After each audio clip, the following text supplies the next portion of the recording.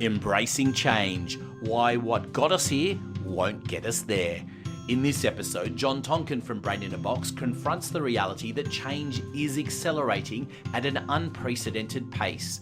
Drawing from his research on adaptation during economic shifts, John explores how companies must evolve continuously rather than jumping into predetermined solutions. You'll discover why the speed of change has accelerated beyond recognition, learn 3 different approaches when facing transformation challenges, and understand how to build adaptive systems that evolve continuously. Discover why what got us here won't get us there, and learn practical strategies for building operations that transform alongside your business. I'm your co-host Anthony Pearl, and this is the Systems from the Box podcast. Let's start unpacking. John, we've never done it this way before. Is that a leading question that, well, clearly, for those that are listening, you didn't get to see John's facial expression then. For those that might watch this on a short video, then you'll get to see the joys of that. That's a horror question that you must get thrown at you all the time. Yeah, it really is that. And that, to me, when people say that, it's always a precursor. I'm going to have to watch really carefully now because I'm going to be thinking, what are you changing? What is different? What's hurting? What's going to be done? What's going to catch me out? What aren't I ready for? All of those things. So really got to be making sure that we're ready, ready to go there and so on. So the big thing about it is it's change. If we think about change, everyone has to be ready for change. Change is inevitable. What's the old one there from, was it George Bernard Shaw? Whoever it was, the only thing that's definite in life is death and taxes. I don't think it was him. I think it was somebody before him.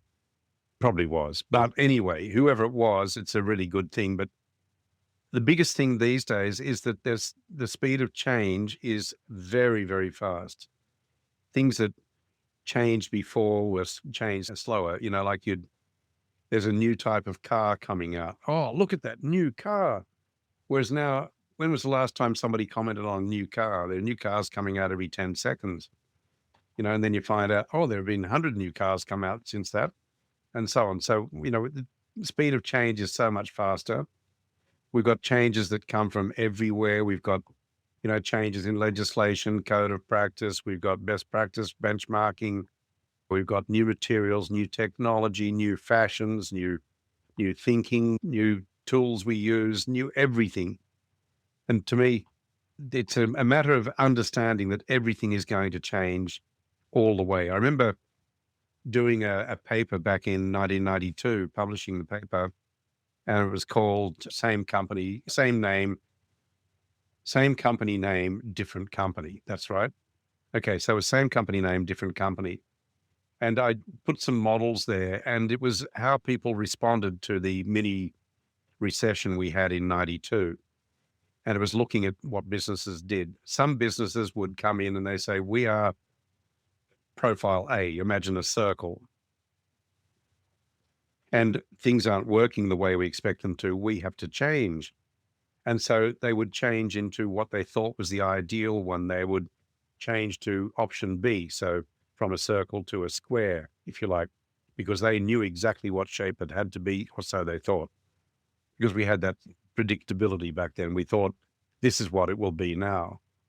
And then someone else would be saying, oh, well, this isn't working. So they start off as a circle, but will work if we just take out that little chunk and that bit there and don't do this, then it'll work. So in other words, imagine that circle being an apple, and what they're doing is to bite out the bits they don't like doing.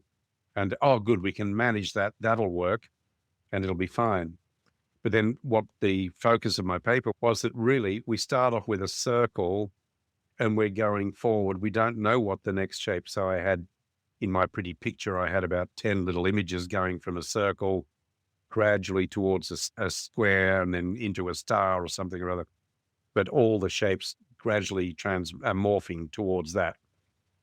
And it's really, we don't know where it's going to end. So if we started out as a circle when we started our business, you can guarantee it's not going to be a square right now. It's probably gone well past a square. It's going to be something else, then something else, then something else. And we just got to have that quote there. There's a great quote I had there that goes a little bit like this. We're thinking, learning and innovation go hand in hand. the arrogance of success is to think that what you did yesterday will be sufficient for tomorrow. So, that which got us here today, oh, we just do that again, don't we? We just, make the same change and it'll be okay. The trouble is it's very rarely going to be the same next time.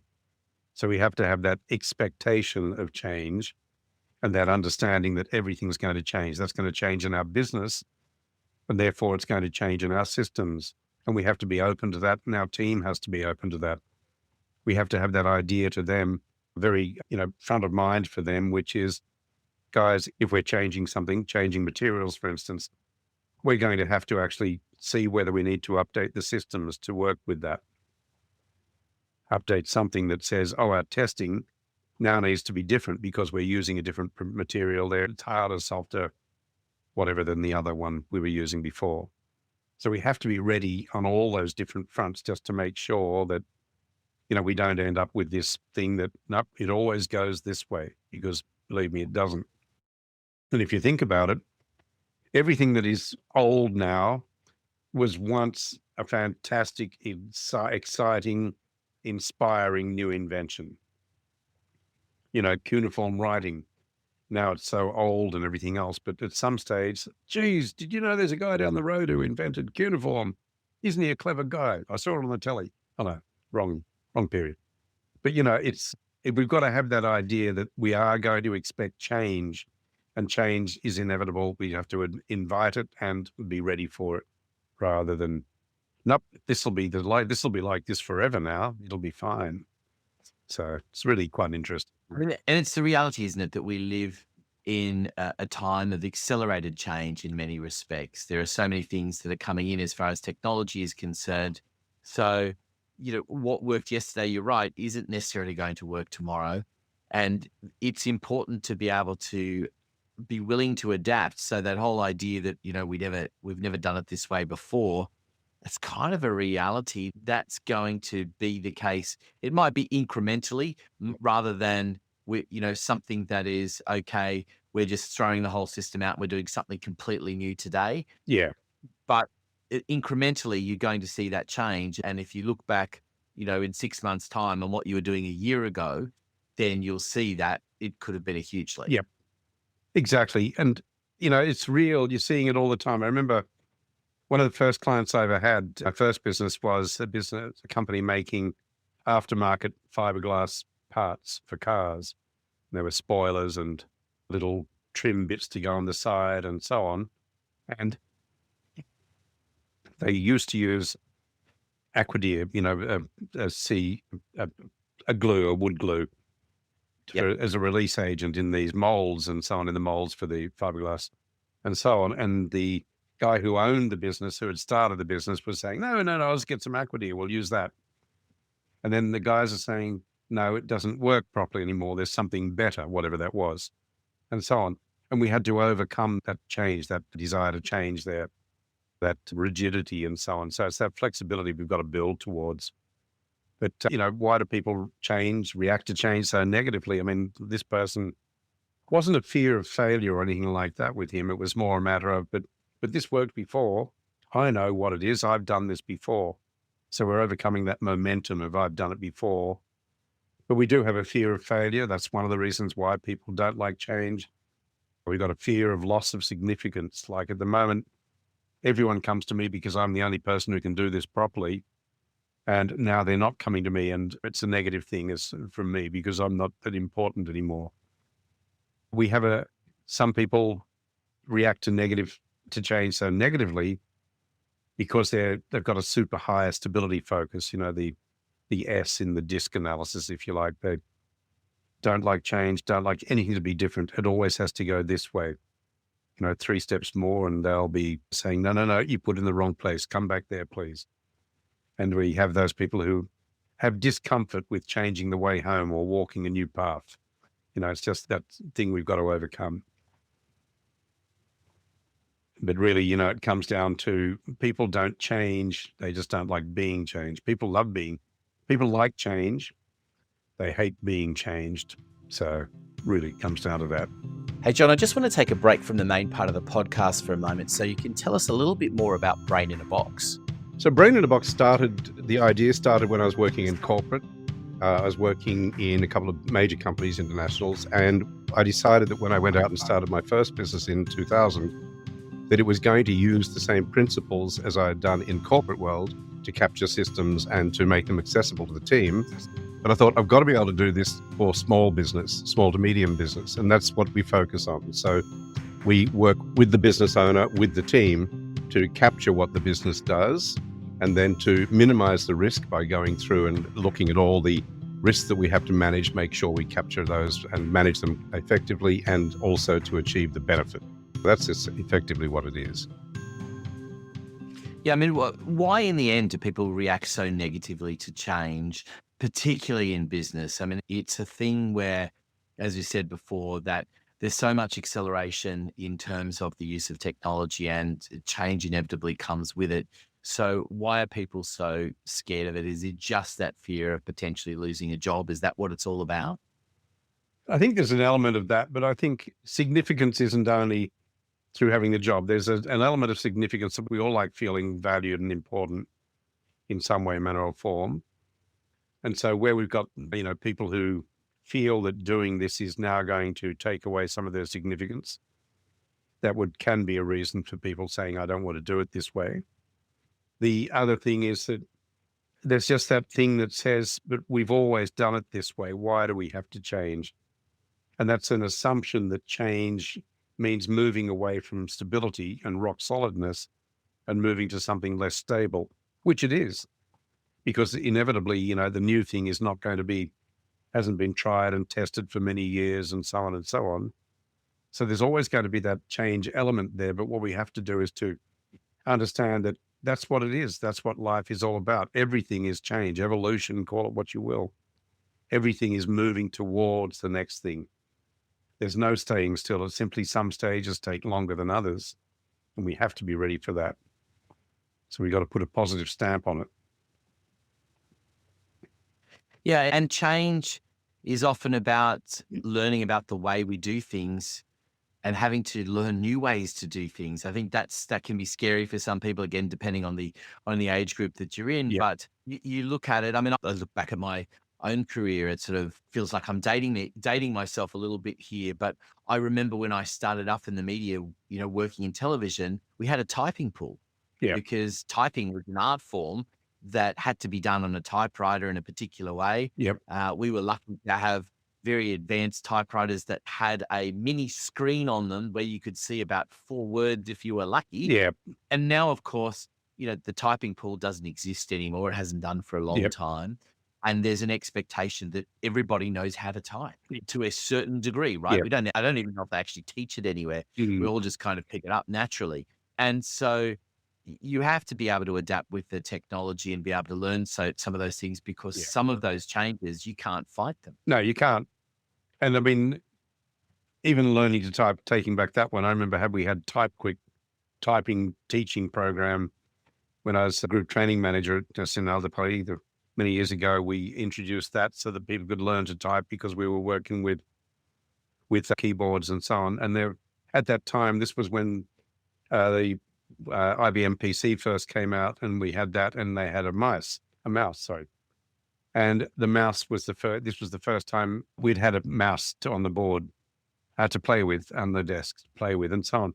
There's this guy who had it. Now, I'm not joking, and I won't name him, but Bruce had this mouse, and he put the mouse up on the screen. He was holding it. It's good, but the problem is you can't see what's behind it. Now, he was using the mouse on the monitor and so on, and rather than just on the mouse pad and so on. The change was so quick. There were so many things that were happening that it was just totally outside his understanding of it. 2 seconds later, he knew exactly what it is and how silly he looked. But, it's simply things change to the point where you can't keep up with them. You can't keep ahead of them. So, you've got to just adapt. You've got to be ready to adapt. Otherwise, you'll get caught out. So it's very simple. And none of us want to be on that side of the change.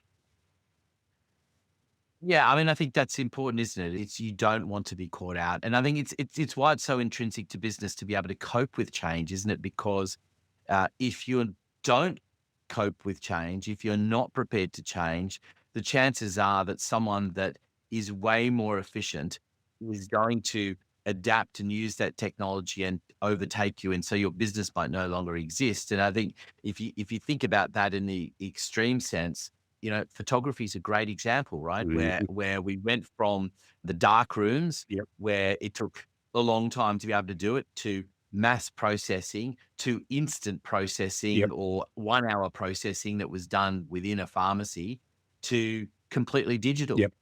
And so the whole process has completely changed where now, you know, there isn't much time at all spent on printing a photo. You can do it at home, or you can go to a big chain place and plug in a USB and do it, Yeah. or even do it from your phone in a few seconds and print it out. It's not the sort of the big deal that it was in times gone Mm. by. We've moved on, and that's an important thing to Yeah. consider in your own business, isn't it? That change inevitably comes. How you cope with it is everything to your business. Yeah.